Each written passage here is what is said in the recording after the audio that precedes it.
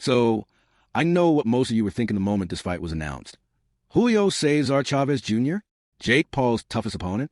Really, he's older, he's been consistently inconsistent, and he's been accused of not taking boxing seriously. He's failed drug tests, missed weight, got clowned by Anderson Silva, and often seems more interested in Instagram than in boxing gloves. On paper, the matchup feels like yet another one of boxing's bizarre modern exhibitions, a legacy name versus a social media disruptor. But before you write this off completely, I want you to do something for me.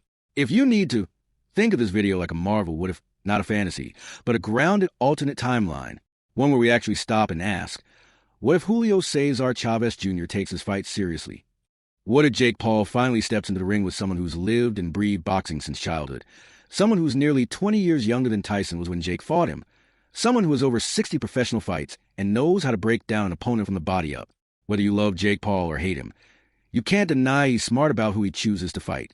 Well, okay, you can call him something other than smart too if you want.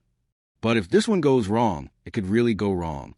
And to understand how real the threat might be, we need to rewind and start with a recent shared opponent, Anderson Silva. The prime version of Chávez Jr. was a monster, a relentless Mexican pressure fighter with an iron chin. He marched forward, dug deep into the body, and often appeared big for the weight class with heavy, clubbing shots. He would read his opponent's movements, raise their guard with his lead hand, and rip brutal hooks to the body with solid close-range defense.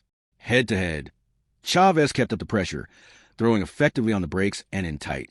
Watch how he uses his lead hand to measure, floats the jab, then blasts a lead uppercut to the guard, followed by a right hook around the defense, and finally, always digging back to the body. Once locked onto an opponent, Chávez would drill the body relentlessly, like a machine.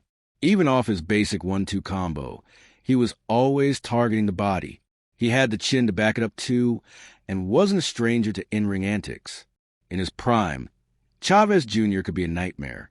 He'd pressure, wait for his opponent to commit, time their shot, and then counter with violent precision. His body work was truly something to behold. Another underrated skill of his was head movement, especially while moving forward. He would slip jabs while closing distance, roll underneath, stay in range, and always be ready to inflict damage. But later in his career, we saw a shift. Chávez started adopting more elusive tactics, using patience, a higher guard, and a jab to set up different kinds of offense. All of this, however, was a long time ago. We'll break down the threats he still possesses in a moment. But first, let's analyze how he performed in his 2021 bout with Anderson Silva, a fight many consider more of a spectacle than a serious boxing match. Silva, a legend in MMA and the UFC, holds one of the longest finishing and title defense streaks in the sport's history. His timing, precision, and head movement made him a human weapon in the octagon. But by the time he stepped into the boxing ring against Chávez Jr., he was well past his prime. So was Chávez, to be fair. Still, it's important to study this fight to see how Silva evolved before facing Jake Paul, and understand how different Chávez's approach was. Most people see Silva as the key common opponent between Jake and Julio. At this point, Chávez Jr. was 35, clearly past his athletic peak. But like many combat sports athletes, that doesn't mean he couldn't still compete. He was already at a height and reach disadvantage against Silva, an elusive striker. Against Paul, they'll be the same height, but Chávez will again face a 3-inch reach deficit. In that Silva fight, Chávez tried to lead with jabs to the body, a classic tactic to draw reactions, lower the guard, and set up upstairs attacks. He varied his level, jabbing over Silva's southpaw lead right hand, using small adjustments to control rhythm and keep Silva guessing. However, Chávez kept his guard high and didn't move his head as much as before. Anderson smartly led with his rear hand in this southpaw versus orthodox matchup and split Chávez's guard down the middle.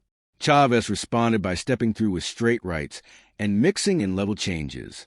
Instead of just throwing straight punches, he lowered his level and landed lead hooks around Silva's high guard, tools that could be very effective against Jake Paul.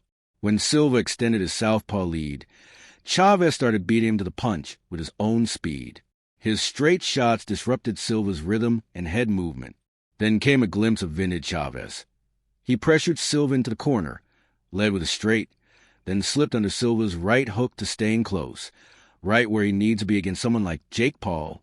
Look at the setup again. Chávez moves forward, slips the return shot, and goes straight to body around Silva's guard. Going to the body may be Chávez's biggest opportunity against Paul. Jake has yet to face real tests in conditioning and cardio. Chávez's inside work can take away many of Paul's weapons. In that fight with Anderson Silva, Chávez actually looked good when he let his hands go and kept moving forward.